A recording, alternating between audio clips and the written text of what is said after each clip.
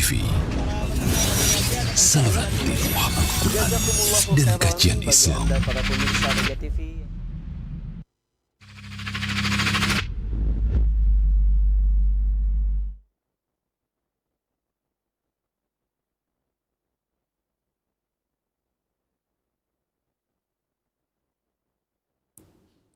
Assalamualaikum warahmatullahi wabarakatuh. Innal hamdalillah hamdan katsiran thayyiban mubarakan fihi kama yuhibbu rabbuna wa yarda. Asyhadu an la ilaha illallah wahdahu la syarikalah wa asyhadu anna Muhammadan abduhu wa rasuluh amma ba'du. Saudara kesiman dan sakidah, sahabat Roja dimanapun Anda berada, semoga Allah Subhanahu wa taala berkahi, menjaga dan memuliakan kita semua. Alhamdulillah di kesempatan pagi hari ini kita dapat bersua kembali dan kita akan ikuti bersama kajian ilmiah yang dihadirkan secara langsung dari pembahasan rutin di setiap Rabu pagi pekan pertama dan kedua. Pembahasan yang akan disampaikan yaitu dari kitab Syarhus Sunnah karya Al-Imam Al-Barbahari rahimahullahu taala, disampaikan oleh Al-Ustaz Dr. Iqbal Gunawan MA hafizahullah dari Maros, Makassar. Dan seperti biasa, setelah materi yang akan disampaikan oleh beliau, kami akan buka sesi tanya jawab bagi Anda yang ingin bertanya melalui layanan pesan WhatsApp, ataupun Anda bisa menghubungi kami secara langsung di nomor 0218236543. Baik, kita akan simak bersama materi yang akan disampaikan kepada Ustaz. Kami persilakan, falyatafaddal masykura. Bismillahirrahmanirrahim. Alhamdulillahi ala ihsanih. Wa syukru lahu ala taufiqihi wa amtinanih. Wa asyhadu an la ilaha illallah ta'ziman li sya'nih. Wa asyhadu anna Muhammadan abduhu wa rasuluh ad-da'i ila ridwanih. Allahumma salli wa sallim wa barik ala nabiyyina Muhammadin wa ala alihi wa ashabihi wa ikhwanih. Pemirsa Roja TV, kaum muslimin dan muslimat dimanapun Anda berada, alhamdulillah, puja dan puji syukur senantiasa kita panjatkan kehadirat Allah Azza wa Jalla atas segala nikmat, karunia, hidayah, inayah dan taufiknya kepada kita semua. Salawat dan salam semoga senantiasa tercurahkan kepada junjungan kita Nabi Muhammad sallallahu alaihi wasallam, juga kepada keluarga, para sahabat dan orang-orang yang senantiasa mengikuti jejak beliau dengan baik sampai hari kiamat nanti. Pemirsa Roja TV, kaum muslimin dan muslimat dimanapun Anda berada, alhamdulillah hari ini di hari ke-6 bulan Sya'ban, Allah Azza wa Jalla masih memberikan kita kesehatan, kekuatan, kesempatan, iman, sehingga pada pagi hari ini kita lanjutkan kembali kajian rutin kita setiap Rabu pertama dan kedua, pembahasan kitab Syarhus Sunnah yang ditulis oleh Abu Muhammad Al-Hasan bin Ali Al-Barbahari rahimahullahu ta'ala, pembahasan akidah yang tentunya sangat penting untuk kita pelajari, sangat penting untuk kita ketahui, dan sangat penting untuk kita selalu perhatikan. Alhamdulillah kita sudah sampai pada perkataan beliau rahimahullahu azza wa jalla, wa yahillu qitalul khawarij idza aradu lil muslimina fi amwalihim wa anfusihim wa ahlihim. Kata beliau rahimahullah, dan boleh memerangi khawarij, boleh kita memerangi kelompok khawarij jika mereka memerangi kaum muslimin, jika mereka memerangi kaum muslimin pada harta dan jiwa mereka serta keluarga mereka. Walaysa lahu idza faraquhum ay yatlubahum. Dan tidak harus atau tidak perlu jika mereka lari, mereka kabur untuk dikejar. Wala yujhizu ala jarihihim. Dan yang terluka di antara mereka juga dibiarkan, tidak dibunuh. Wala ya'khudhu fai'ahum. Harta mereka juga tidak diambil. tidak dikuasai. Wala yaqtulu asirahum, dan tidak dibunuh tawanan mereka. Wala yatba'u mudbirahum, dan tidak dikejar yang lari. Pemirsa sekalian, kita telah membahas pada pertemuan yang lalu bahwasanya wajib bagi setiap muslim untuk meyakini bahwa di pundak mereka ada baiat kepada pemimpin kaum muslimin. Man mata wa laysa fi unuqihi bai'ah mata mitatan jahiliyah. Siapapun yang meninggal dan di pundaknya tidak ada keyakinan taat atau harus taat kepada pemimpin, maka dia akan mati dalam kondisi mati jahiliyah, yaitu mati seperti matinya orang jahiliyah yang tidak punya pemimpin. Ya. Dan tentunya kita sudah jelaskan bukan mati kafir maksudnya, ya, tapi mati dalam keadaan dosa besar. Maka ya, kita wajib untuk meyakini bahwasanya di pundak kita ada kewajiban taat kepada pemimpin muslim. Meskipun pemimpin tersebut mempunyai banyak sekali kekurangan, mempunyai banyak kezaliman, mempunyai banyak pelanggaran, wajib bagi kita untuk tunduk dan patuh kepada mereka selama perkara tersebut bukan dalam hal maksiat kepada Allah Azza wa Jalla. La ta'ata li makhluqin fi maksiatil khaliq. Tidak boleh taat pada makhluk dalam perkara maksiat. Kemudian juga kita sebutkan bahwasanya ada dua ciri kelompok Khawarij, yaitu mereka tidak meyakini adanya baiat kepada penguasa. Mereka membolehkan memberontak kepada penguasa kaum muslimin. Yang kedua, mereka menghalalkan darah kaum muslimin dan mengkafirkan mereka. Maka dari sini kita ketahui bahwasanya kelompok Khawarij ini adalah mereka yang meyakini bolehnya melawan penguasa meskipun dia muslim. Meskipun dia tidak keluar dari Islam. Dan kelompok Khawarij di antara ciri utama mereka meyakini bahwasanya tidak ada kewajiban taat kepada penguasa apabila mereka melakukan dosa. Kemudian juga kelompok Khawarij ini mengkafirkan kaum muslimin karena dosa-dosa yang mereka lakukan. Maka apabila dua ciri ini ada di suatu kelompok dan kelompok Khawarij ini di suatu daerah, suatu negara meyakini hal ini, ya, perkara ini, tapi mereka tidak mempunyai syaukah, tidak punya kekuatan, tidak punya senjata.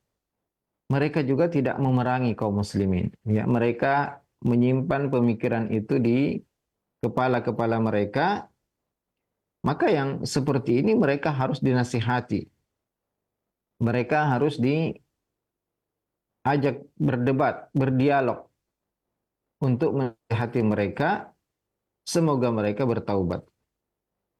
Tapi jika dikhawatirkan mereka memerangi kaum muslimin, mereka mengangkat senjata, mereka punya kekuatan dan menampakkan kekuatan, maka wajib bagi kaum muslimin, wajib bagi pemerintah kaum muslimin untuk menahan mereka.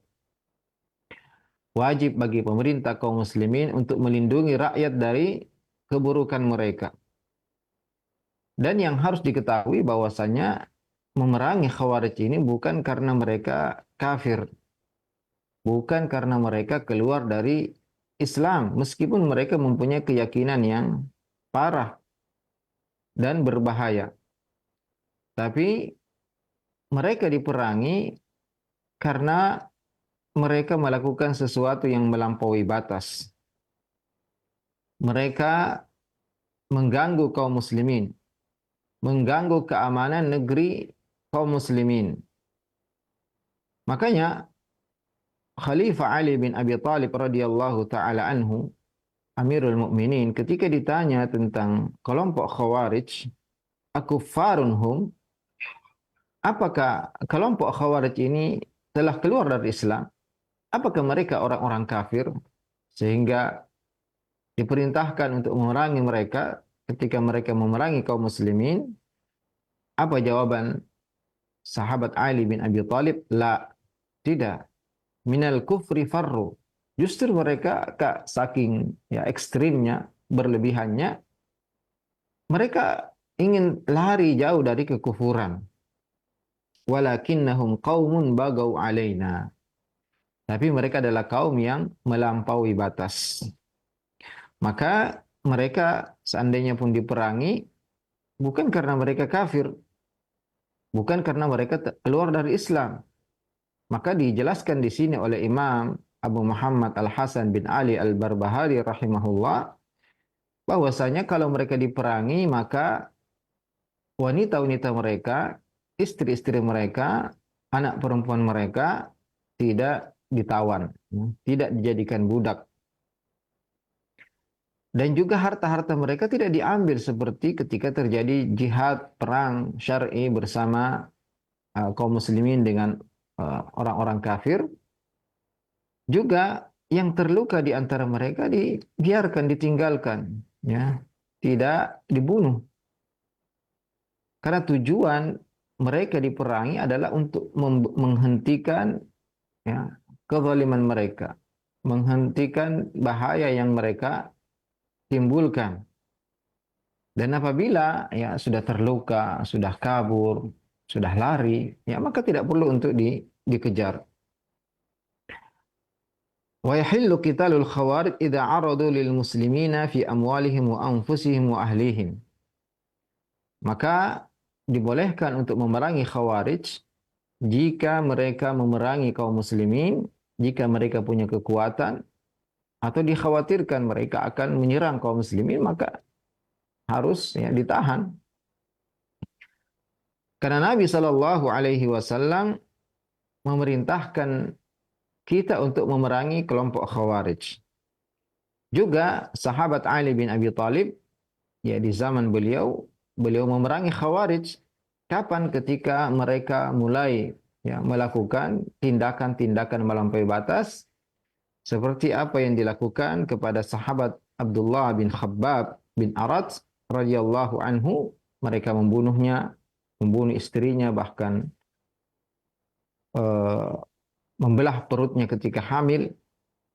Maka ya, saat itu Khalifah Ali langsung memimpin pasukan untuk memerangi mereka, ya, karena mereka sudah melakukan tindakan yang melampaui batas, sudah mulai ya menampakkan permusuhan yang berat.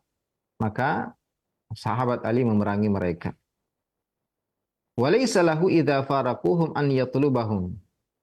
Jika mereka berhenti, jika mereka menyerah, angkat tangan, maka penguasa pun berhenti untuk memerangi mereka. Jadi selama tidak ada perbuatan yang melampaui batas yang mereka lakukan, maka cukup untuk dinasihati, cukup untuk diberi peringatan. Ya, bisa jadi di penjara, ya. Kemudian dinasihati, diajak berdialog di sana. Ya, terutama pontolan-pontolan mereka, ya, yang menjadi pemimpin-pemimpin kelompok tersebut. Wala yujhizu ala jarihihim. Dan yang terluka, ya, yang sudah tidak bisa melakukan apa-apa, itu dibiarkan, ya, tidak dibunuh. Ya, kalau terjadi yang demikian, maka tentunya ditinggalkan. Wala ya'khudhu fai'ahum. Penguasa tidak boleh mengambil harta mereka. Karena mereka kaum muslimin. Mereka tidak kafir. Sehingga harta mereka tidak halal untuk dikuasai. Dan juga ya kalau ada yang ditawan di antara mereka juga tidak dibunuh. Karena kalau sudah ditangkap, ditawan, maka berarti ya bahaya mereka sudah terhenti pula. Wala yatba'u mudbirahum. Jika mereka kalah, mereka mundur, maka tidak dikejar. Karena itu artinya mereka sudah berhenti dari keburukan yang mereka lakukan. Ya, jadi ini adalah di antara fikih, ya, bagaimana penguasa Kapan harus memerangi Khawarij? Ketika mereka mulai menampakkan permusuhan, mulai mengangkat senjata, mereka punya kekuatan. Adapun jika itu masih di kepala mereka dan ketahuan, maka boleh untuk menangkap, menahan, menasihati sampai mereka bertaubat kepada Allah Azza wa Jalla dan meninggalkan pemikiran sesat mereka. Kemudian dilanjutkan oleh Imam Abu Muhammad Al-Hasan bin Ali Al-Barbahari rahimahullah, wa'lam annahu la ta'ata li basharin fi ma'siyatillah. Ya, ini penegasan, jangan sampai ada di antara kita yang ketika kita sebutkan dalil-dalil wajibnya taat kepada penguasa kaum muslimin, pemerintah kaum muslimin, kemudian diyakini atau dipahami bahwasanya ketaatan mutlak, apa saja yang mereka perintahkan kita harus ikuti, harus dukung, harus taat. Ada rambu yang dijelaskan di dalam syariat kita, yaitu la ta'ata li basyarin fi ma'siyatillah. Tidak ada ketaatan kepada siapapun juga dari manusia dalam perkara kedurhakaan kepada Allah Azza wa Jalla. Dalam perkara maksiat kepada Allah Azza wa Jalla, maka kita tidak boleh taat kepada siapapun. Jadi bukan berarti ketaatan mutlak. Apabila penguasa mengajak kepada ketaatan kepada Allah, maka tentunya ini adalah kebaikan bagi penguasa dan kebaikan bagi rakyat. Tapi apabila mereka mengajak untuk melakukan kemaksiatan, kezaliman, pelanggaran, dosa besar, dan kemaksiatan-kemaksiatan lainnya, maka tidak boleh seorang taat kepada siapapun juga dari manusia. Ada satu kisah disebutkan dalam hadis yang sahih, bahwasanya suatu hari Nabi Shallallahu Alaihi Wasallam pernah menyuruh seorang sahabat untuk memimpin satu pasukan. Falamma saru fit tariq, ketika satu pasukan ini berjalan di tengah jalan, tiba-tiba mungkin terjadi sesuatu sehingga pemimpin pasukan tersebut marah. Akhirnya dia mengatakan kepada pasukannya, kepada tentaranya, ijma'u hataban, kumpulkanlah kayu bakar. Dan tentunya mereka tahu bahwasanya Nabi memilih dia sebagai amir, pemimpin pasukan, artinya kita harus taat kepadanya. Karena dia adalah pemimpin yang dipilih oleh Rasulullah Sallallahu Alaihi Wasallam. Maka para sahabat atau pasukan tersebut mengumpulkan kayu bakar. Kemudian pemimpinnya mengatakan, auqiduh, nyalakan api. Maka dinyalakan pun api, mereka belum tahu apa tujuan amir syariah tersebut, pemimpin pasukan tersebut untuk menyalakan api. Kemudian pemimpinnya mengatakan, udkhulu finnar, masuklah kalian ke kobaran api tersebut. Maka tentunya para pasukan tadi saling menoleh satu sama lain dan mengatakan, alaisa, atau pemimpinnya mengatakan, bukankah Rasulullah mengatakan isma'u wa ati'u, kalian harus taat dan patuh kepada pemimpin? Apa kata mereka? Nahnu ma ata'na ar-rasul illa firaran minan nar, kami tidaklah mentaati Rasul karena kami takut neraka, kami takut api.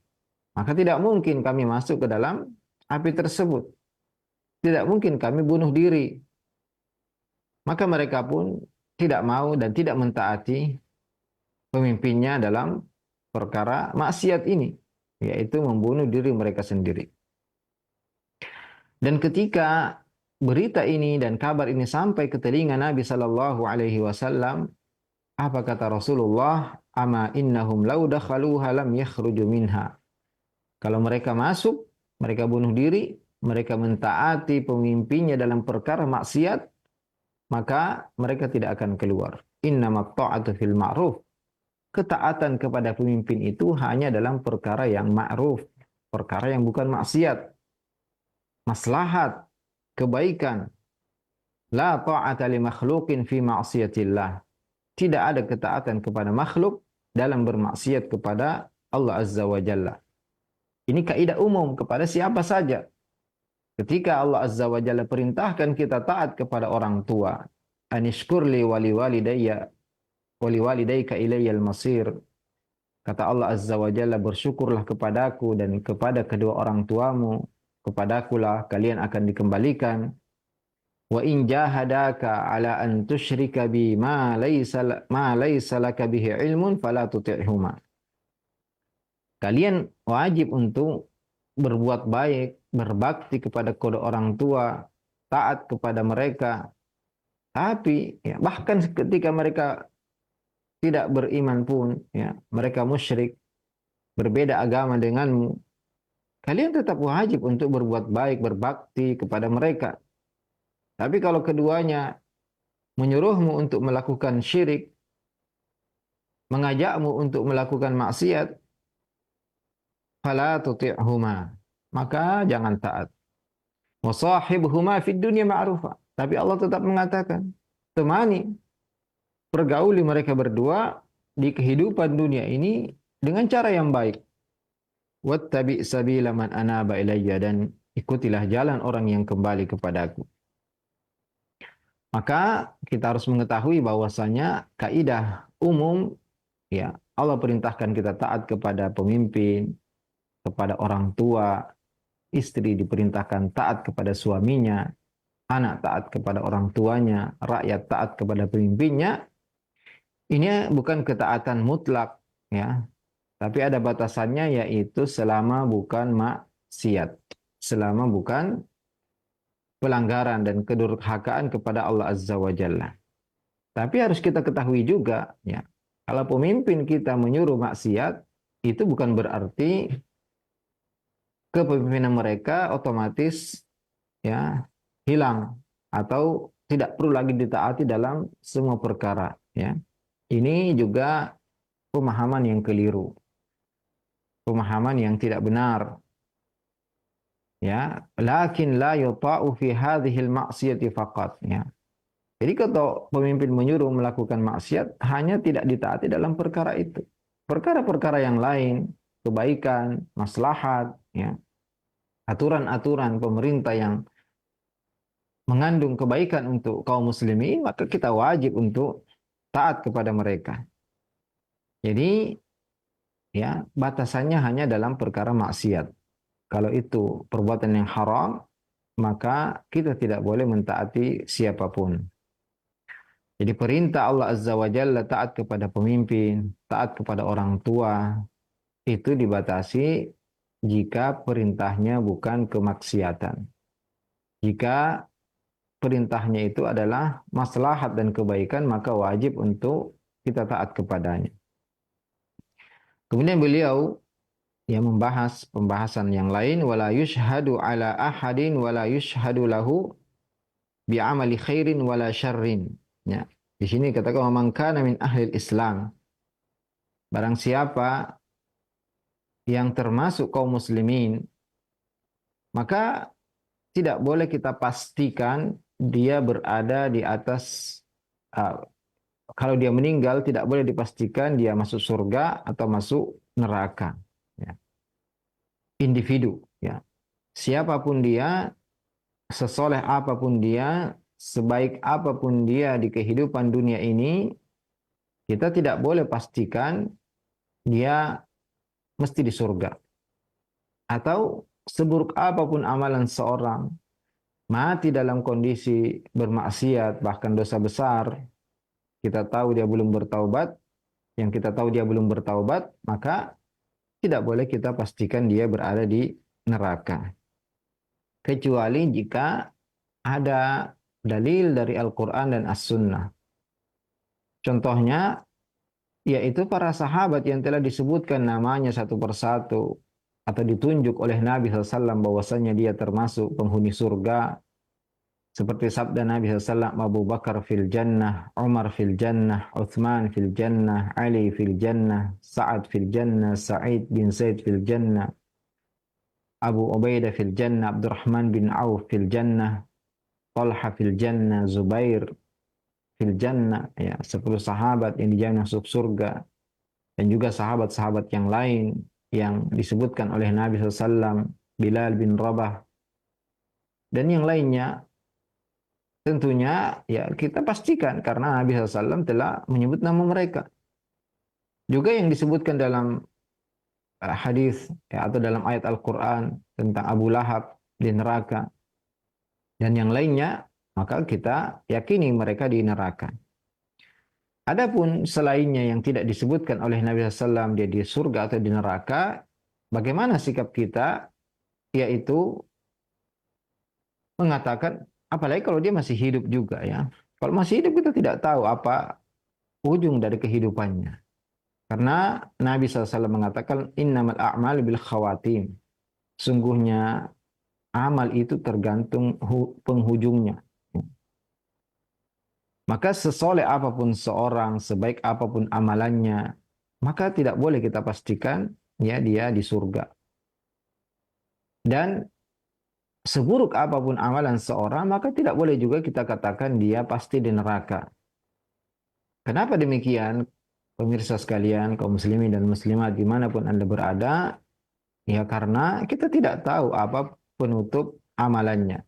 Sedangkan Nabi SAW bersabda, Inna ahadakum la ya'malu bi'amali ahlil jannah. Sungguhnya salah seorang di antara kalian, dan ini hadis yang benar-benar menjadikan kita khawatir dan takut. Kata Nabi SAW, sungguhnya ada seorang di antara kalian yang beramal dengan amalan ahli surga. Fala yakunu bainahu wa bainaha illa dhira'. Sampai tidak ada batas antara dia, tidak ada jarak antara dia dengan surga kecuali satu hasta. Fayasbiqu alaihil kitab. Tapi catatan telah mendahulunya, faya'malu bi'amali ahlin nar fayadkhuluha. Di akhir hayatnya dia beramal dengan amalan penduduk neraka, maka dia pun masuk ke dalam neraka. Wal'iyadzubillah. Wa inna ahadakum la ya'malu bi'amali ahlin nar. Dan ada salah seorang di antara kalian yang sepanjang hidupnya dia beramal dengan amalan ahli neraka. Hatta ma yakunu bainahu wa bainaha illa dhira'. Sampai tidak ada jarak antara dia dengan neraka kecuali satu hasta. Fayasbiqu alaihil kitab. Maka kitab catatan takdir telah mendahulunya. Faya'malu bi'amali ahli jannah. Kemudian di akhir hayatnya dia beramal dengan amal penduduk surga, maka dia pun masuk ke dalam surga. Amal itu tergantung penutupnya, ya pemirsa sekalian. Ini benar-benar ya menjadikan kita waspada, ya, tidak ujub dengan amalan kita. Kita tidak mengetahui apakah kita akan ditutup dengan kebaikan atau dengan keburukan. Waliyadzubillah, ya. Tentunya kita selalu berdoa kepada Allah, semoga kita termasuk orang yang ya sampai akhir hayat berada di atas iman dan ketakwaan kepada Allah Azza wa Jalla. Mungkin ada pertanyaan, ya, kenapa bisa demikian? Maka ketahuilah bahwa para ulama juga menjelaskan bahwasanya yang banyak itu ya karena orang itu terbagi 4. Ada orang yang dari awal sampai akhir dia berada di atas kebaikan. Sejak kecil, ya, muda, dewasa, tua, dia berada dalam kebaikan dan meninggal di atas kebaikan. Dan ini banyak, ya, ini yang mayoritas. Atau juga yang dari kecil, muda, dewasa, tua, sampai meninggal dia berada dalam keburukan atau ya bukan di atas Islam dan iman. Nah, ini pun juga banyak. Dan ada pula yang disebutkan dalam hadis ini, ya tadinya dia beramal dengan amal kelihatannya, ya amal ahli surga, tapi di ujung hayatnya dia murtad umpamanya. Kemudian dia ditakdirkan di neraka, ini ya tidak banyak. Atau sebaliknya juga yang dia ya seumur hidupnya beramal dengan amal ahli neraka, ya mungkin non muslim, kemudian dia masuk Islam di akhir hayatnya, ada yang umurnya 90 tahun, ya kisah nyata, 3 bulan atau beberapa bulan sebelum dia meninggal dia mengucapkan syahadat, maka kita harapkan dia berada di surga. Sebagian ulama pula mengatakan, ya ada tambahan dalam riwayat yang lain, fima yabdulin nas. Dia beramal dengan amalan ahli surga yang nampak di mata manusia. Ya, bisa jadi dia hanya riya, dia sum'ah, ya, dia tidak ikhlas, dia munafik, sehingga orang melihat dia beramal dengan amal ahli surga. Ya, tapi Allah membuka aibnya di akhir hayatnya, kemudian dia meninggal di atas kekufuran. Ya. Maka intinya, ya apapun makna hadis ini, kita tetap harus waspada. Dan kita harus selalu berdoa kepada Allah Azza wa Jalla agar selalu mengokohkan kita di atas iman, di atas Islam, di atas taatan kepada Allah Azza wa Jalla. Dan juga ketika kita melihat orang yang berbuat dosa, berbuat kemaksiatan, maka kita harus memandang mereka dengan pandangan, ya, kasihan, dan kita berdoa kepada Allah, dan bisa jadi, ya, dia bertobat di akhir hayatnya. Sehingga intinya kita harus selalu rendah hati, tawadhu, ya, kepada siapapun, mendoakan kebaikan untuk siapapun, dan mendoakan kebaikan untuk diri kita sendiri. Lalu apa yang harus kita lakukan? Ya, kita berharap tentunya bagi orang yang beriman, orang yang mati di atas ketaatan, kita mengharapkan dia sudah mendapatkan kebaikan di alam barzakh dan akan dimasukkan dalam surga. Sebaliknya, orang yang mati dalam keadaan maksiat, maka kita khawatir dia diazab di kuburnya dan diazab di neraka nanti. Tapi kita tidak memastikan secara individu. Adapun secara umum, maka kita harus meyakini, kita harus memastikan bahwasanya ahlul iman, orang-orang beriman, orang-orang bertakwa itu akan masuk ke dalam surga. Kenapa? Karena Allah mengatakan tentang surga, uiddat lil muttaqin. Surga itu sudah disiapkan untuk orang-orang yang bertakwa. Dan orang-orang kafir secara umum kita yakini bahwasanya mereka akan masuk ke dalam neraka. Kenapa? Karena Allah Azza wa Jalla berfirman tentang neraka, uiddat lil kafirin. Ya, sudah disiapkan untuk orang-orang kafir. Dan secara umum kita meyakini demikian, surga bagi orang bertakwa dan neraka bagi orang kafir. Tapi secara individu, secara person, maka tidak boleh kita memastikan seorang itu pasti di surga atau di neraka. Jadi ini yang termasuk perkara yang disebutkan oleh para ulama kita dalam buku-buku akidah mereka. Lalu bagaimana cara kita mensikapi setiap orang di dunia ini? Kita sikapi seorang sesuai apa yang dia tampakkan. Kalau dia tampakkan iman, tampakkan kebaikan, maka kita bersangka baik kepada mereka. Adapun yang menampakkan kekufuran, menampakkan kemaksiatan, maka kita mengatakan dia ahli maksiat. Ya, adapun isi hati, maka kita tidak mengetahuinya.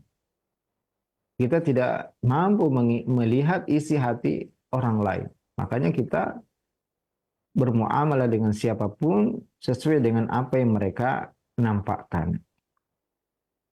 Kemudian Imam Al-Barbahari rahimahullah pindah kepada pembahasan berikutnya, yaitu warrajmu haqqun.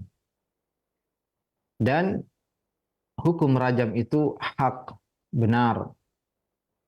Ketahuilah pemirsa sekalian bahwasanya Allah Azza wa Jalla mengharamkan beberapa perkara-perkara yang jelas. Allah haramkan kesyirikan, ya jelas. Allah haramkan pembunuhan. Allah haramkan perbuatan zina. Allah haramkan khamar. Allah haramkan riba. Allah haramkan makan harta anak yatim. Allah haramkan perbuatan zalim. Dan perkara-perkara yang lain. Allah haramkan perbuatan, ya, liwat, ya, homoseksual. Juga Allah haramkan, ya, beberapa makanan-makanan yang haram, yang jelas seperti babi, ya, khamar. Dan keharaman ini juga terbagi dua. Ada yang disebut dengan dosa-dosa besar, pengharaman-pengharaman yang masuk ke dalam dosa besar, dan ada yang masuk ke dalam shaghair, dosa-dosa kecil. Apa bedanya dosa besar dan dosa kecil? Dosa besar yaitu semua dosa yang diancam dengan hukuman khusus, baik itu di dunia atau di akhirat. Hukuman khusus baik itu ancaman neraka, ancaman laknat, ancaman tidak masuk surga, ancaman dikeluarkan dari umat Muhammad SAW. Ya. Jadi jika ada hadis-hadis yang mengatakan siapa yang melakukan ini maka bukan dari golongan kami, ini tandanya bahwasanya perbuatan itu merupakan dosa besar. Atau siapa yang melakukan ini dia akan mendapat laknat dari Allah, seperti suap menyuap. La'anallahu ar-rashi wal murtashi wal ra'ishi. Allah melaknat pemberi suap, penerima suap, dan perantara antara penyuap yang disuap. La'anallahu akilar riba. Allah melaknat orang yang makan riba, memberi makan riba, penulis riba. Ya. Allah melaknat peminum khamar, yang membawa khamar, yang menjual khamar. Ya. Ini semua menunjukkan bahwasanya itu dosa besar. Adapun yang dilarang oleh Allah, tapi tidak ada disebutkan ancaman laknat, ancaman neraka, ancaman dikeluarkan dari umat Muhammad, maka itu yang dimaksud dengan dosa kecil.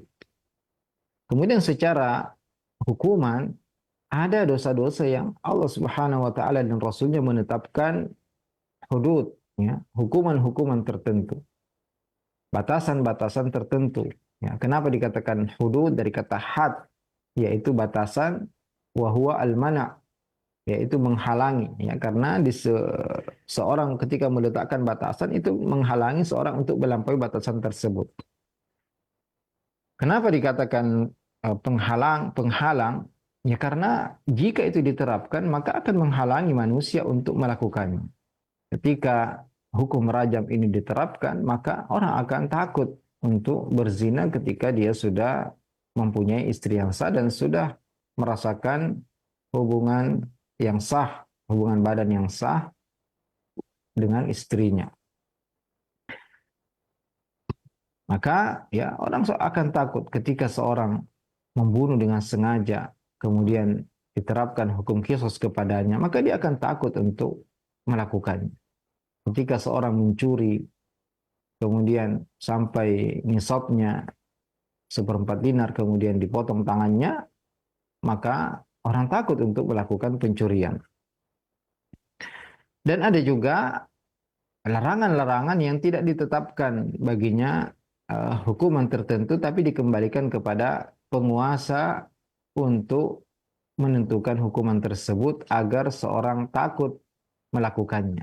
Kenapa penting penguasa tegas dalam pelanggaran-pelanggaran yang dilakukan oleh masyarakat agar tidak terjadi ya kezaliman di antara kaum muslimin, di antara rakyat, di antara sesama penduduk suatu negeri.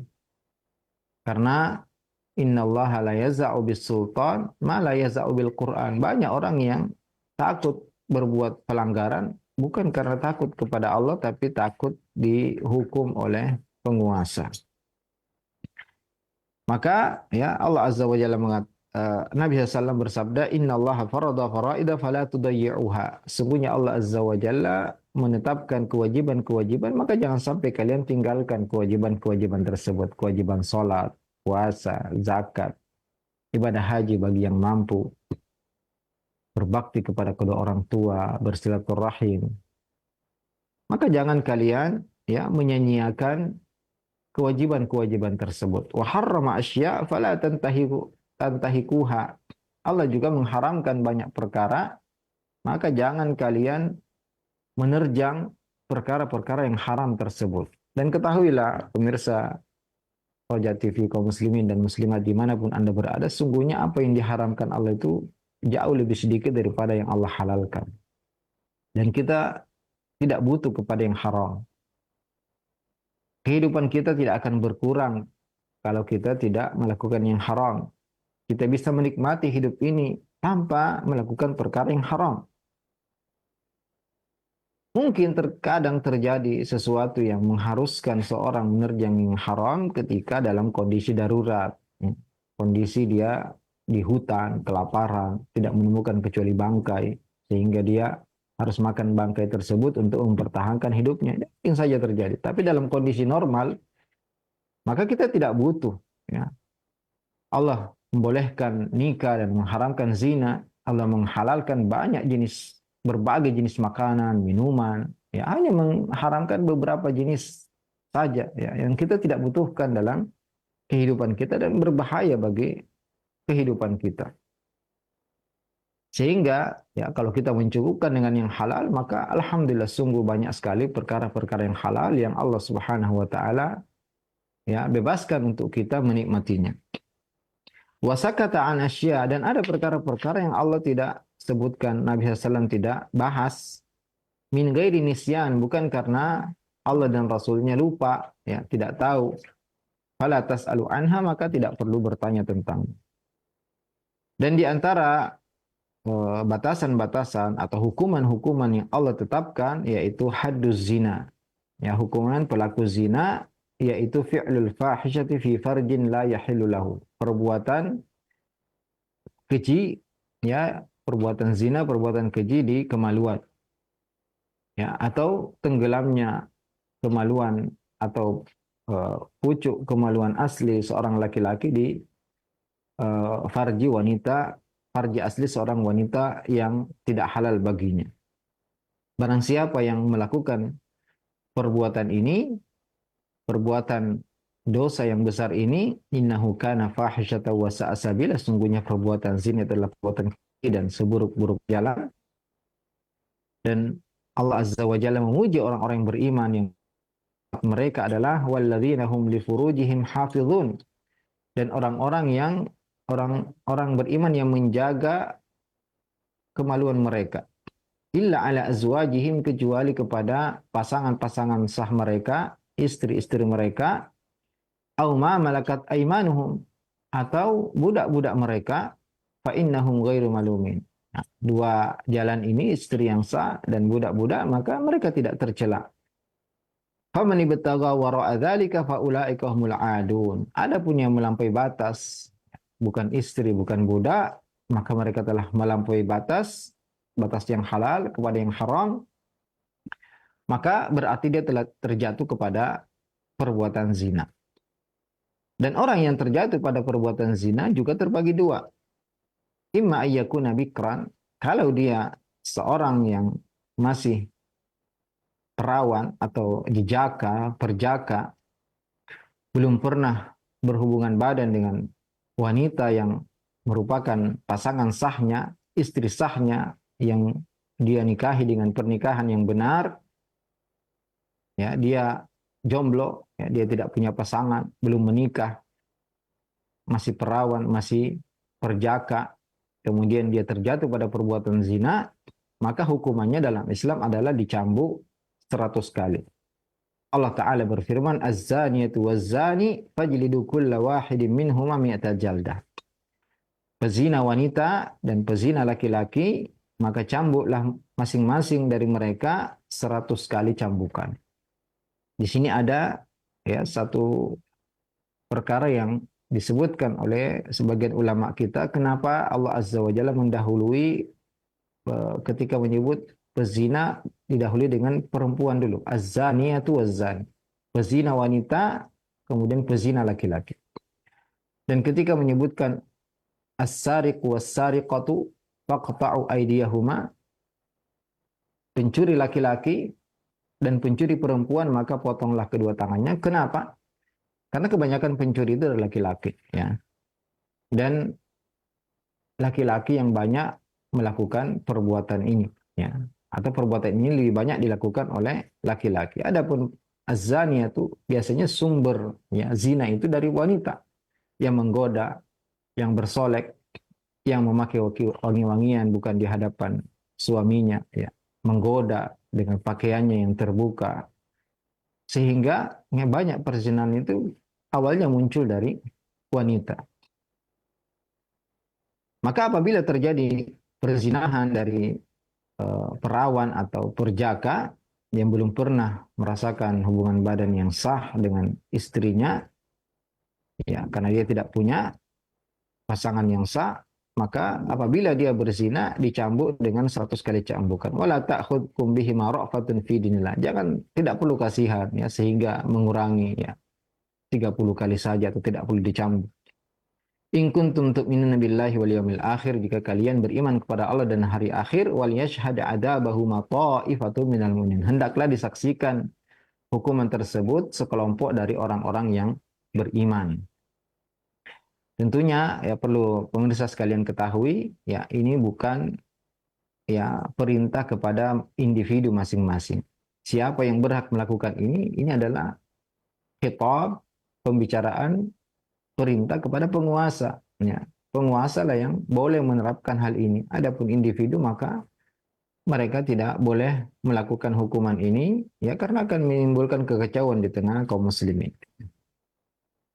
Dan juga ada tambahan di dalam hadis-hadis Nabi SAW bahwasanya pelaku zina yang masih bujang annahu yugharrab selama 1 tahun, yaitu dijauhkan dari negeri tempat dia melakukan perbuatan zina ke negeri yang lain ya, agar dia tidak terjatuh kembali kepada perbuatan tersebut selama 1 tahun. Kata Nabi SAW, al-bikru bil bikri jaldu mi'atin wa tagribu am. Ya, pelaku zina yang belum punya pasangan yang sah, ya, belum pernah menikah, maka hukumannya adalah dicambuk 100 kali dan diasingkan selama 1 tahun. Dan ini ya pendapat dari jumhur ulama, yaitu ditambahi atau ditambahkan selain dicambuk 100 kali, yaitu diasingkan selama 1 tahun. Adapun as-sayyib, yaitu orang yang sudah punya suami, sudah punya istri yang sah dan sudah pernah berhubungan badan dan merasakan nikmatnya hubungan badan dalam pernikahan yang sahih, pernikahan yang sah, maka apabila dia terjatuh kepada perbuatan zina, hukumannya dalam Islam adalah dirajam, dilempari batu sampai meninggal. Dan ini adalah perkara yang ditetapkan dahulu dalam Al-Quran, tapi lafadznya sudah terhapus. Ya. Akan tapi hukumnya sudah dimansuh, lafadznya tapi hukumnya tidak dimansuh, ya, tidak terhapus. Sebagaimana perkataan Umar radhiyallahu taala anhu di atas mimbar Nabi sallallahu alaihi wasallam, beliau pernah mengatakan nazalat ayatul rajm. Pernah turun ayat tentang rajam. Fa wa'ainaha wa hafidnaha. Kami paham dan kami hafal. Wa rajama Rasulullah sallallahu alaihi wasallam, dan Rasulullah sudah pernah menerapkan hukum rajam ini. Meskipun kalau kita hitung sepanjang sejarah Islam itu sangat sedikit, ya. Karena syarat-syaratnya sangat berat, ya. Kapan hukuman ya rajam dan cambuk ini diterapkan bagi orang yang melakukannya. Wa akhsha in talabin nasi zamanun, kata sahabat Umar, aku khawatir jika masa ini berlalu panjang, an yaqulu ma najidur rajma fi kitabillah. Kami tidak mendapati ada perintah rajam dalam Al-Qur'an. Ala innahu fi kitabillah. Ketahuilah bahwasanya itu ada dulu di dalam Al-Qur'an. Beliau memaksudkan atau mengisyaratkan firman Allah Azza wa Jalla, wasyaikhu wasyaikhatu idza zanaya farjumuhum albattah.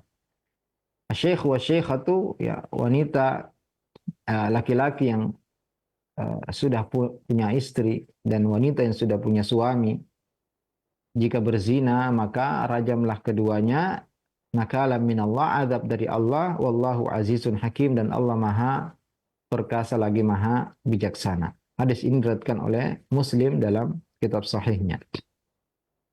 Tapi ini termasuk di antara contoh ayat yang dinasakh, dihapus lafadznya, tapi hukumnya tetap berlaku. Dan Nabi SAW pernah merajam dan memerintahkan untuk merajam.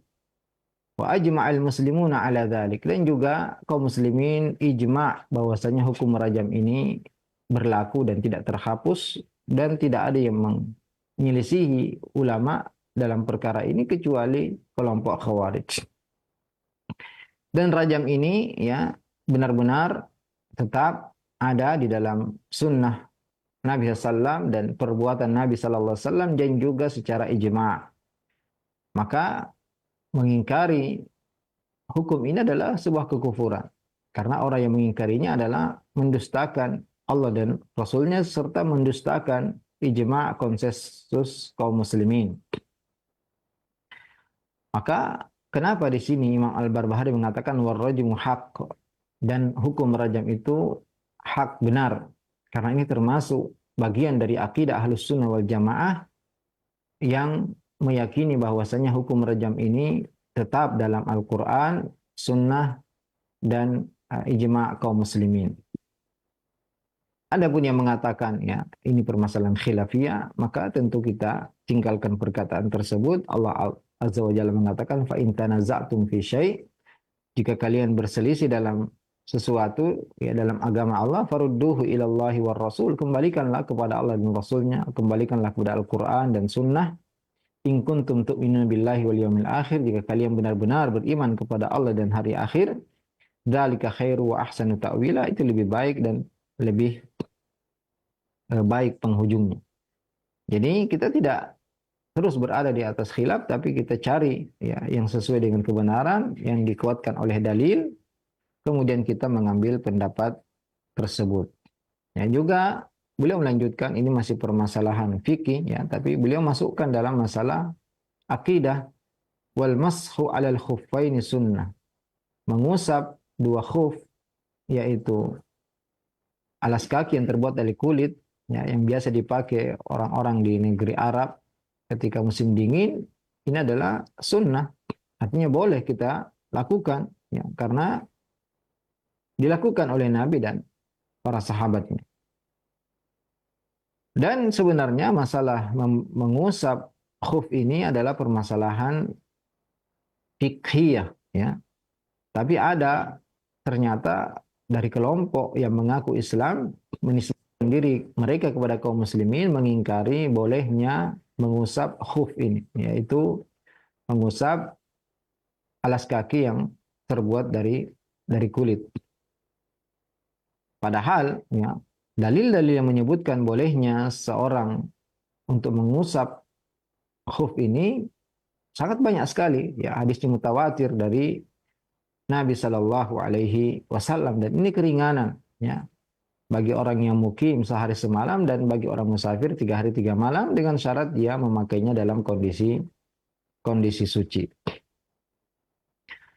Jadi ya ini perkara yang juga termasuk disepakati oleh kaum muslimin Ahlus Sunnah wal Jamaah karena hadis-hadisnya mencapai derajat mutawatir.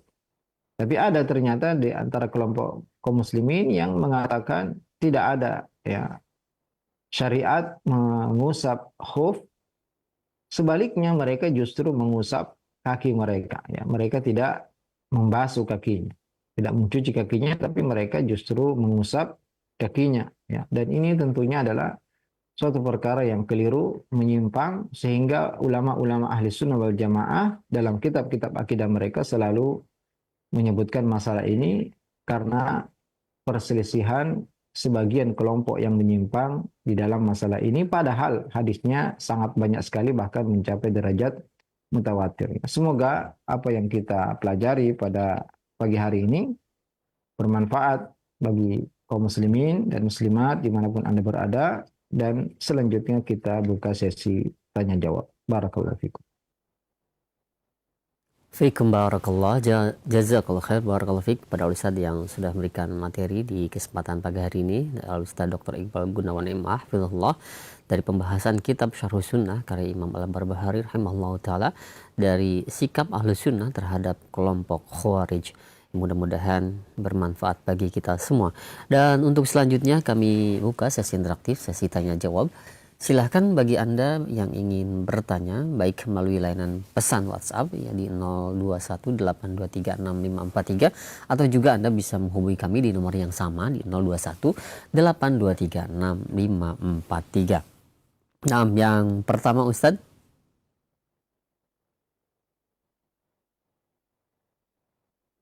ada pertanyaan Ustadz dari penanya yang berada di Sulawesi. Assalamualaikum warahmatullahi wabarakatuh. Ya Ustadz, jika kita di suatu daerah atau di masjid di mana kita hanya hanya kita saja yang memakai sirwal atau sarung di atas mata kaki, Ustadz. Apakah hal tersebut termasuk suhroh, Ustadz? Mohon penjelasan dan jawabannya. Waalaikumsalam warahmatullahi wabarakatuh. Ya, apa yang ditanyakan barusan yaitu jika di suatu daerah hanya kita yang memakai pakaian di atas mata kaki, apakah itu termasuk syuhra yang terlarang? Tentunya tidak ya. Tentunya ini bukan perkara yang terlarang karena justru sebaliknya ya. Inilah yang dimaksud dengan sabda Nabi SAW, badal Islamu ghariban wa sayaudu ghariban kama bada fatuba lil ghuraba. Islam itu mulai dengan keterasingan dan akan kembali asing, maka beruntunglah orang-orang yang asing tadi. Dan ini juga termasuk ya menghidupkan sunnah yang sudah ditinggalkan oleh kaum muslimin. Maka tentunya kita harus memantapkan diri kita, mengokohkan ya keyakinan kita, dan juga berusaha menjelaskan kepada orang-orang di sekitar kita. Meskipun ini insya Allah ya termasuk yang agak jarang ya terjadi, tapi kalau memang benar demikian maka kita berusaha untuk menebarkan sunnah ini ya, menyebarkan hadis-hadisnya, yang menjelaskan kepada orang-orang di sekitar kita, dan tentunya perintah untuk mengangkat pakaian di atas mata kaki ini tidak harus setinggi-tingginya ya. Memang batasnya sampai setengah betis, artinya jangan di atas lagi ya. Dan kalau kita memakai pakaian sarung atau celana, yang penting sudah di atas mata kaki, maka ini sudah bukan sesuatu yang melanggar. Jadi kalau kita ingin lebih tidak terlalu jauh dari orang lain, khawatir dianggap aneh, maka tidak harus terlalu tinggi, tapi cukup ya di atas batas mata kaki, karena ini sudah tidak melanggar. Ya, sambil kita berusaha pelan-pelan mengajak kaum muslimin yang lain ya untuk menerapkan sunnah ini. Ya, jangan sampai kita kemudian lemah ya karena hanya kita sendiri, tapi seharusnya kita berusaha bagaimana mengajak orang lain untuk ikut menerapkan dan menebarkan sunnah ini. Barakallahu fikum. Alhamdulillah, fiik barakallah, jazakallah khair atas jawaban Ustaz. Demikian untuk penanya yang berada di Sulawesi. Selanjutnya masih di layanan pesan WhatsApp, kami sampaikan pertanyaan. Ya Ustaz, bagaimana dengan sikap Ahlus Sunnah kepada kaum yang dimana tujuan dakwahnya itu yaitu tegaknya daulah atau khilafah, Ustaz? Mohon jawaban dan nasihatnya.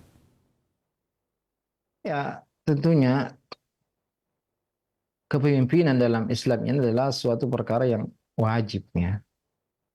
Jadi tidak boleh seorang atau sekelompok kaum muslimin yang hidup di satu negara ya tidak memilih pemimpin. Ini wajib. Karena ketika Allah perintahkan kita untuk taat kepada Allah, kepada Rasul, kepada pemimpin, atau mewajibkan kita berbaiat, ini menunjukkan wajibnya ada yang dibaiat dan ada yang ditaati. Dan alhamdulillah sepanjang sejarah ya kaum muslimin ya mulai dari zaman Nabi, Khulafa ar-Rasyidin, mereka dipimpin oleh pemimpin-pemimpin yang baik ya. Dan ketika sudah terjadi perubahan ya keadaan ya, di zaman Khilafah Umayyah sudah terbagi, ada yang di Andalus ya, ada yang di Irak ya, ada yang di mana Dimashq ya. Sehingga ya perkara ini menjadi perkara yang disepakati oleh kaum muslimin. Artinya tidak harus kita berada di satu kepemimpinan untuk seluruh kaum muslimin. Memang ini perkara yang baik. Ya, sunnahnya demikian, yaitu kaum muslimin di seluruh dunia dipimpin oleh satu khalifah. Ini yang seharusnya terjadi. Tapi ketika kita lemah ya, ketika kita tidak bisa mewujudkan hal ini, maka setiap pemimpin, ya, kalau kita baca kitab-kitab akidah para ulama ahlus sunnah, mereka menjelaskan perkara ini bahwasanya setiap masyarakat muslim di satu daerah, di satu negara yang membaiat pemimpin di negara tersebut, maka dia wajib taat kepadanya. Ya, dalam semua perkara yang berkaitan dengan ketaatan pemimpin. Maka yang lebih harus untuk kita perhatikan yaitu bagaimana umat Islam kembali kepada tauhid, kembali kepada agama Allah Azza wa Jalla. Inilah ciri kelompok yang akan selamat atau firqah najiyah, yaitu mereka yang benar-benar mengikuti para nabi dalam berdakwah, yang mana pertama kali mereka mengatakan ya qaumi ibudullah ma lakum min ilahin ghairi. Semua nabi, semua rasul dimulai dakwanya dengan ya qaumi ibudullah ma lakum min ilahin ghairu. Bukan merebut kekuasaan, bukan yang pertama kali dilakukan oleh Nabi Muhammad itu merebut kekuasaan dari kaum Quraisy, tapi mengajak penduduk Mekah selama 13 tahun, Wa'budullah ma lakum min ilahin ghairuh. Qulu la ilaha illallah tuflihu. Katakan la ilaha illallah, kalian akan menang. Juga Nabi Musa, ya, bukan pertama kali bagaimana meruntuhkan kekuasaan Fir'aun, tapi bagaimana Fir'aun beriman kepada Allah sehingga kerajaannya menjadi kerajaan Islam. Jadi bukan merebut kekuasaan, bukan mendirikan daulah, ya. Bahkan ada perkataan yang sebenarnya ini mungkin dikritik pengucapnya, tapi ini maknanya benar. Aqim daulatal Islam fi nafsika tuqam laka fi daulatik. Ya, dirikan negara Islam di dirimu, keluargamu, maka akan tegak Islam itu di negerimu. Maka ya, ketika seorang berdakwah, suatu kelompok komunitas berdakwah, maka agar dakwahnya sukses, agar dakwahnya benar di atas jalur yang benar, maka perhatian yang paling besar yang pertama bagaimana manusia mentauhidkan Allah Azza wa Jalla. Karena tauhid inilah yang akan mempersatukan kaum muslimin. Lihatlah bagaimana para nabi dalam kondisi apapun permasalahan di masyarakat mereka, apakah itu permasalahan LGBT, permasalahan kecurangan dalam timbangan, atau apa saja, tetap saja yang pertama kali mereka lakukan, sampaikan, dakwahkan adalah tauhid, mentauhidkan Allah Azza wa Jalla. U'budullah ma lakum min ilahin ghairuh. Karena tanpa tauhid, tanpa mengesahkan Allah Azza wa Jalla dalam ibadah, maka yang lain tidak bermanfaat. Inilah tujuan Allah Subhanahu wa taala menciptakan jin manusia, mengutus para rasul. Wa laqad ba'atsna fi kulli ummatin rasula an i'budullah wajtanibut tagut. Sungguh telah kami utus untuk setiap umat seorang rasul, tujuan utamanya agar mereka mengajak manusia beribadah hanya kepada Allah dan menjauhi tagut. Wa ma arsalna min qablika min rasulin illa nuhi ilaihi annahu la ilaha illa ana fa'budun. Dan tidaklah kami mengutus sebelum kamu seorang rasul pun kecuali kami wahyukan, sembahlah hanya kepada, tidak ada ilah yang berhak disembah kecuali aku, maka sembahlah hanya kepada aku. Jadi ini tema utama, tema pertama dari awal sampai akhir harus terus diulang-ulang, disampaikan. Ya, ketika manusia benar-benar beribadah kepada Allah, maka Allah akan memberikan mereka kekuasaan di atas muka bumi. Wa'adallahu alladhina amanu wa 'amilus shalihat la yastakhlifannahum fil ard kama istakhlafal ladzina min qablihim wa la yumakkinanna lahum dinahum alladzi irtada lahum wa la yubaddilannahum min ba'di khaufihim amna ya'budunani la yusyrikuna bi syai'a. Jadi Allah menjanjikan bagi orang beriman, beramal saleh, Allah akan menjadikan mereka penguasa di muka bumi. Allah akan menggantikan ketakutan mereka dengan keimanan. Akan memberikan ya kekuatan kepada mereka. Syaratnya ya'budunani la yusyrikuna bi syai'a. Mereka harus beribadah hanya kepada aku dan tidak mempersekutukan aku dengan sesuatu apapun. Maka jika kita ingin sesuai dakwah kita dengan dakwah para nabi, ya, kelompok kita, komunitas kita, maka fokuskan, ya, utamakan, prioritaskan dakwah tauhid. Kemudian tentunya kewajiban-kewajiban yang lain, perintah sholat, perintah puasa, perintah zakat, perintah haji, ya termasuk tema-tema yang berkaitan dengan keluarga, ini juga penting sekali untuk disampaikan agar ya masyarakat ini benar-benar masyarakat yang menerapkan Islam dengan sempurna. Barakallahu fikum. Barakallah, alhamdulillah jazakallahu atas jawaban dan penjelasan Al-Ustaz. Alhamdulillah. Dan yang ketiga masih di layanan pesan WhatsApp, Ustaz, kami ajukan.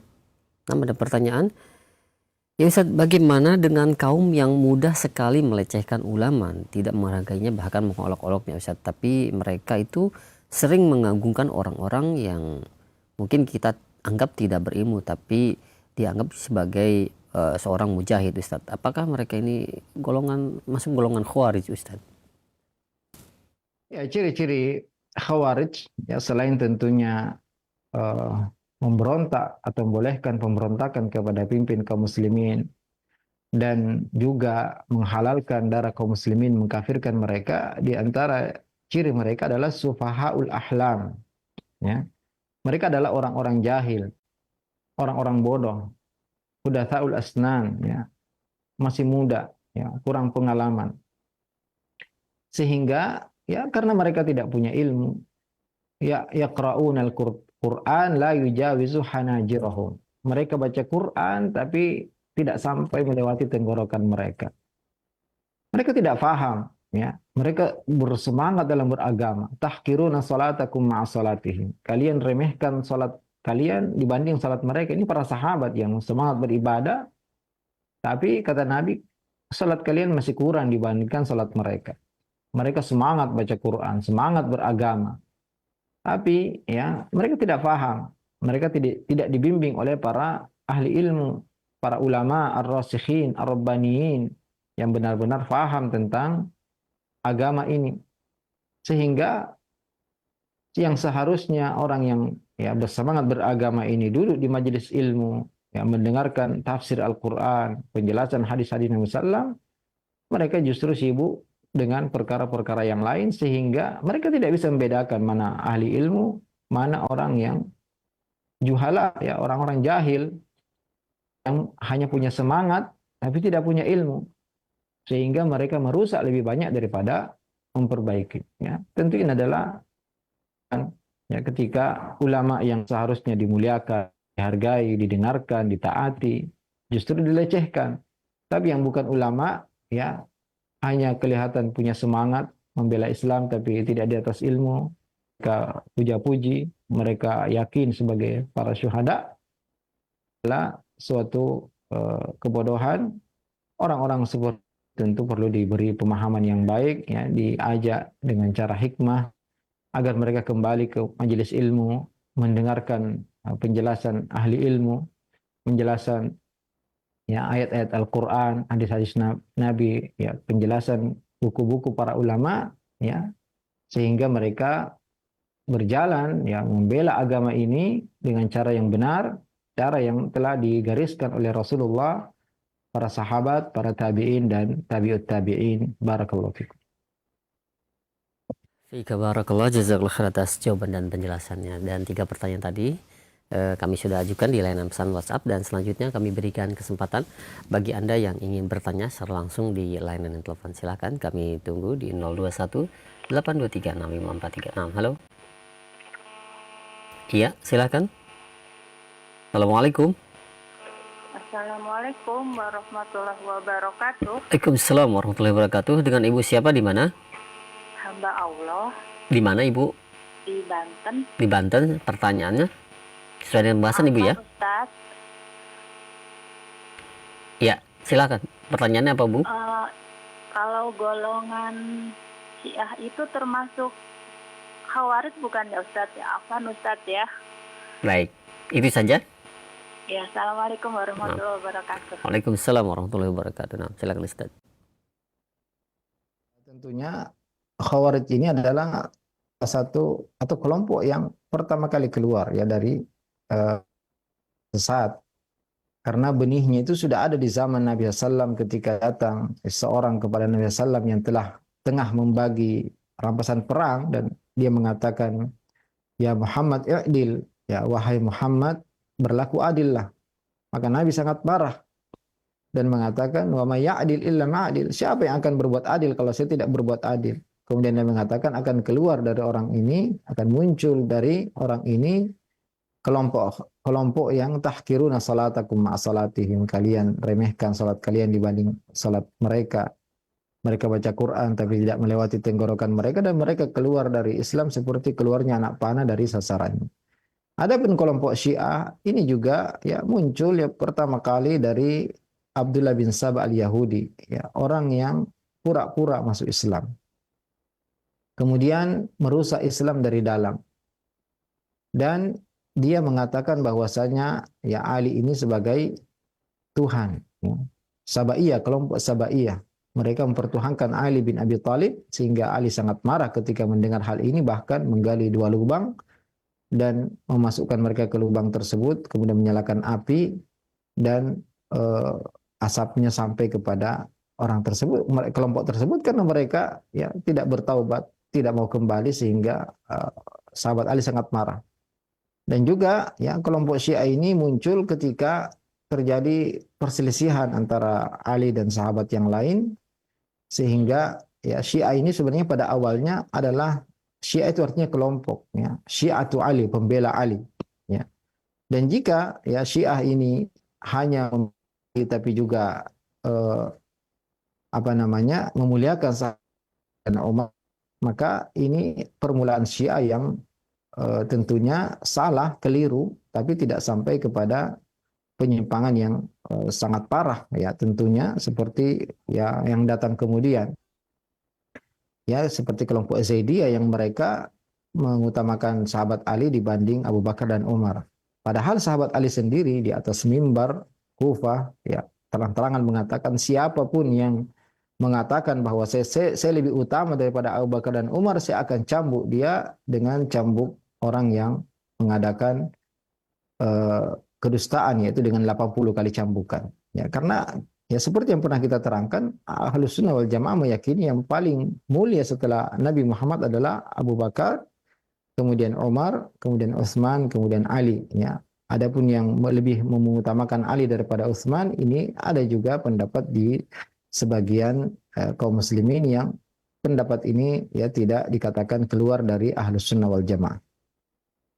Jadi kelompok Syiah ini ya awalnya adalah kelompok yang mendukung Ali, tapi kemudian semakin lama semakin parah, ya. Seperti kelompok Rafidhah Itsna Asyariyah yang mereka sampai ya menuhankan ya 12 keturunan Ali, yang mulai dari Hasan, kemudian setelahnya dan sampai mengatakan malaikat Jibril salah dalam menyampaikan wahyu seharusnya kepada Muhammad. Ya, kemudian juga mengatakan bahwasanya sahabat Abu Bakar dan Umar ini merampas khilafah dari sahabat Ali. Bahkan mereka mengkafirkan sahabat Abu Bakar dan Umar. Ya. Maka tentu berbeda Khawarij dengan Syiah. Ya. Khawarij ini mereka mengkafirkan Ali dan Utsman.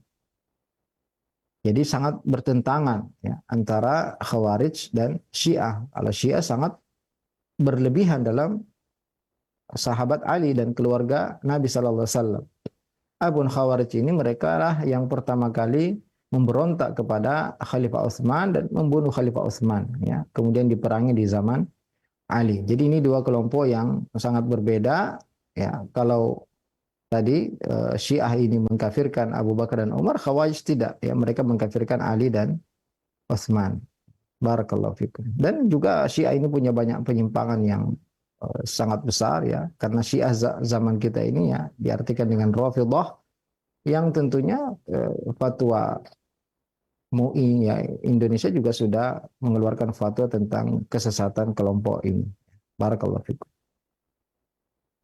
Barakallah, alhamdulillah, terima kasih banyak Ustaz Jazakallah atas jawaban dan nasihatnya. Demikian, dan silahkan masih di layanan telepon kami terima bagi Anda yang ingin bertanya secara langsung ya di 0218236543. Ya, silakan, sudah terhubung dengan siapa? Halo, Assalamualaikum.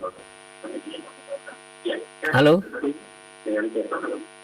Assalamualaikum warahmatullahi wabarakatuh. Waalaikumsalam warahmatullahi wabarakatuh. Dengan siapa, di mana? Dengan Umu Yusuf di Depok. Silakan Umu Yusuf. Nah, Ustaz, bismillah, mau tanya bagaimana caranya bertaubat untuk seseorang yang telah melakukan dosa zina di negara kita yang hukum Islamnya belum diterapkan. Apa harus tetap dirajam walaupun dia telah bertaubat? Nah, Ustaz, sekian. Jazakumullah khair. Assalamualaikum warahmatullahi wabarakatuh. Waalaikumsalam warahmatullahi wabarakatuh. Silakan Ustaz. Tentunya ini dosa yang sangat besar, dan kita ketahui bahwasanya taubat itu punya 3 syarat. Yang pertama yaitu segera meninggalkan, yang kedua menyesal, kemudian yang ketiga berazam untuk tidak mengulangi lagi, dan jika itu berkaitan dengan hak orang lain maka harus dikembalikan.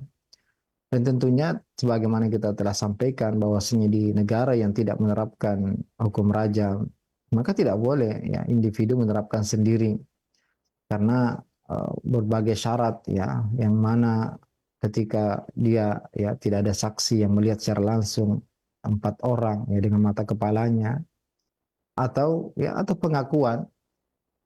Dan ini pun seandainya ada maka tidak boleh setiap orang individu menerapkannya karena akan terjadi kekacauan di suatu daerah atau suatu negeri. Maka apa yang harus dia lakukan?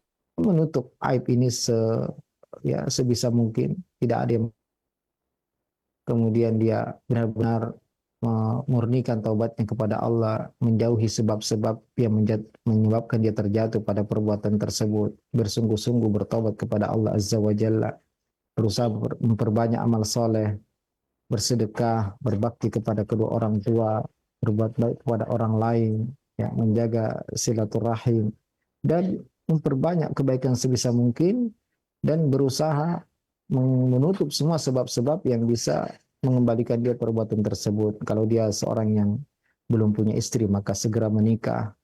Kalau dia sudah punya istri, maka dia mencukupkan dirinya dengan ya pasangan sahnya. Maka ini perkara-perkara yang harus dia lakukan. Dan juga di antara doa yang diajarkan oleh Nabi SAW, Allahumma gfir dzambi wa tahhir qalbi wa hassin farji. Ya Allah, ampunilah dosaku, suci tahhir qalbi wa hassin farji wa tahhir qalbi. Bersihkan daya hatiku dan jagalah kemaluanku. Ini diulang-ulang. Dan ya tadi, dia tutupi, dia tidak sebarkan ke siapapun. Ya, antara dia dengan Allah saja. Kemudian dia berusaha untuk memperbanyak sebanyak mungkin amal soleh dan menutup semua sebab-sebab yang bisa menjatuhkan dia ke perbuatan tersebut. Semoga Allah Subhanahu wa taala mengampuni dosanya meskipun tidak ya dihukum dengan apa yang ditetapkan dalam agama kita. Barakallahu fikum.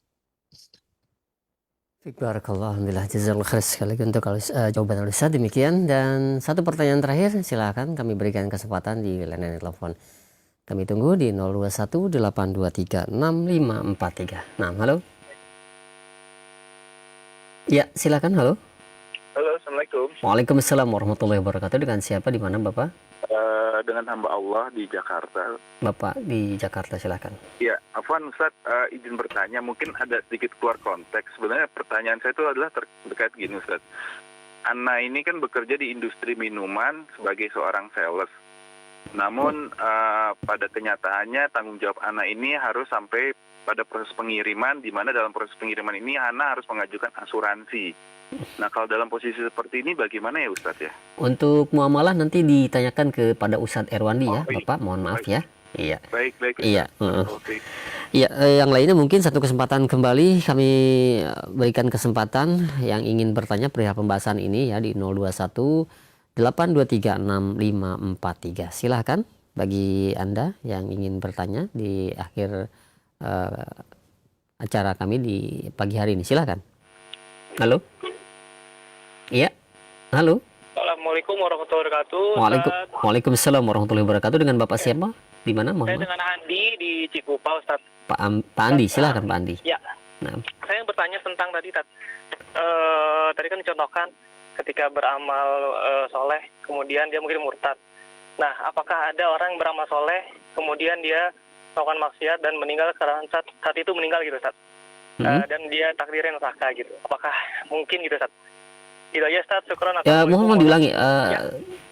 Diulangi pelan-pelan, Pak. Silakan. Ya, tadi dicontohkan ada yang takdirnya itu masuk neraka, tapi dia beramal soleh gitu. Mungkin dia murtad gitu kan, Ustaz. Nah, tapi apakah ada contoh lain? Misalnya dia beramal soleh, kemudian dia maksiat, dan akhirnya meninggal dan masuk neraka gitu, Ustaz. Itu aja, Ustaz. Nih. Nah, bagaimana Ustaz? Pertanyaannya bisa dipahami? Selama hidupnya beramal soleh atau muslim, orang baik, kemudian di akhir hayatnya murtad, bisa jadi juga ya amalu ahli nar di sini, di akhir hayatnya dia beramal dengan amal ahli neraka, yaitu dia dalam kondisi bermaksiat, wal iyadzubillah, mungkin kondisi berbuat zina, ya dosa besar. Maka dia meninggal dalam keadaan tersebut, kemudian dia masuk ke dalam neraka. Tapi yang perlu kita ketahui juga bahwasanya akidah Ahlus Sunnah meyakini bahwasanya seorang yang meninggal meskipun dia melakukan dosa besar, meskipun dia belum bertaubat, maka ini ya di akhirat nanti dia tahtal masyiah namanya, yaitu kita kembalikan kepada Allah Azza wa Jalla. Apabila Allah menghendaki, maka Allah akan mengampuni. Bisa jadi ya karena amal soleh yang dia lakukan banyak ya, sehingga meskipun dia di akhir hayatnya melakukan dosa besar, tapi karena lebih berat amal solehnya, maka dia diampuni oleh Allah Azza wa Jalla. Jadi ya seperti ini bisa terjadi, atau Allah Subhanahu wa taala mengadab dia ya karena dosa yang dia lakukan lebih berat, apalagi itu adalah penghujung kehidupannya dan dia dimasukkan dalam neraka. Tapi selama dia masih punya iman, masih punya la ilaha illallah, meskipun seberat anak semut, meskipun setipis rambut, maka pasti dia keluar dari neraka. Jadi itu mungkin saja terjadi, yaitu tidak sampai murtad, tapi dia tadinya kelihatan beramal soleh, di akhir hayatnya dia melakukan maksiat dan meninggal dalam kondisi tersebut. Maka hukuman yang ya, didapatkan oleh seperti ini, kita kembalikan kepada Allah Azza wa Jalla tahtal masyiah. Jika Allah berkehendak, Allah akan ampuni. Jika Allah berkehendak, Allah adab. Tapi semua yang masih punya iman, ya masih membawa la ilaha illallah ketika meninggal, maka dia mesti keluar dari neraka. Semoga Allah Subhanahu melindungi kita dari adab neraka. Nah, barakallahu fikum. Baik, barakallah, alhamdulillah, jazakallahu khair sekali lagi untuk jawaban Al-Ustaz. Dan pertanyaan tadi menutup pertemuan kita Ustaz di kesempatan pagi hari ini. Mungkin ada penutup atau ikhtitam yang dapat disampaikan untuk para pemerhati Roja sekalian. Nah, silakan Ustaz.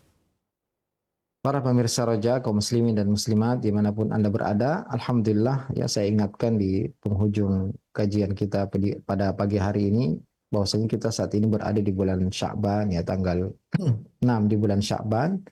Dan bulan Sya'ban ini kata Nabi SAW adalah bulan yang manusia banyak darinya. Dia terletak antara Rajab dan Ramadan. Rajab bulan haram dan adalah bulan suci yang paling agung sehingga banyak orang lalai. Maka Nabi SAW memperbanyak puasa di bulan ini. Para salafun salih memperbanyak sedekah, memperbanyak baca Al-Quran. Apalagi bulan Sya'ban ini kata Nabi SAW adalah bulan diangkatnya amalan. Karena amalan itu diangkat harian, yaitu pagi dan petang, penghujung hari dan penghujung malam. Kemudian juga amalan itu diangkat setiap Senin dan Kamis, dan juga setiap bulan Sya'ban amalan kita dilaporkan kepada Allah Azza wa Jalla. Maka mari kita perbaiki diri kita ya. Tuba liman aslaha nafsahu qabla Ramadan. Sungguh beruntung orang yang memperbaiki dirinya sebelum masuk bulan Ramadan. Maka saya mengajak dari sini kepada seluruh pemirsa sekalian, kaum muslim muslimat, mari kita perbaharui lagi taubat kita, perbaiki lagi amalan kita, kuatkan persiapan kita, latihan kita, agar kita masuk ke bulan Ramadan, dan perbanyak doa kepada Allah, semoga Allah sampaikan kepada bulan Ramadan dan memudahkan kita untuk melakukan puasa dan qiyamul lail serta ibadah-ibadah lainnya di bulan suci tersebut. Barakallahu fikum. Assalamualaikum warahmatullahi wabarakatuh. Waalaikumsalam warahmatullahi wabarakatuh. Kami ucapkan sekali lagi untuk Al-Ustaz jazakallahu khair, barakallahu fiik. Semoga Allah menjaga antum beserta keluarga dan memberkahi dari ilmu yang telah disampaikan, dan memberkahi pula pertemuan kita di kesempatan pagi hari ini. Insyaallah mudah-mudahan antum dalam keadaan sehat walafiat dan bisa mengisi kembali di kesempatan Rabu pekan yang akan datang. Jazakumullahu khairan, barakallahu fiikum kepada antum semua yang sudah menyimak acara kami di kesempatan pagi hari ini dari pembahasan kitab Syarhus Sunnah karya Imam Al-Barbahari rahimallahu taala, dalam pembahasan sikap Ahlussunnah terhadap Khawarij, yang mudah-mudahan menjadi ilmu yang bermanfaat bagi kita semua dan mengerti bagaimana Khawarij, dan kita bisa menghindari dari pemahaman Khawarij yang sangat berbahaya bagi negara, akidah dan agama. Demikian kami undur diri, mohon maaf apabila ada kesalahan. Wassalamualaikum warahmatullahi wabarakatuh.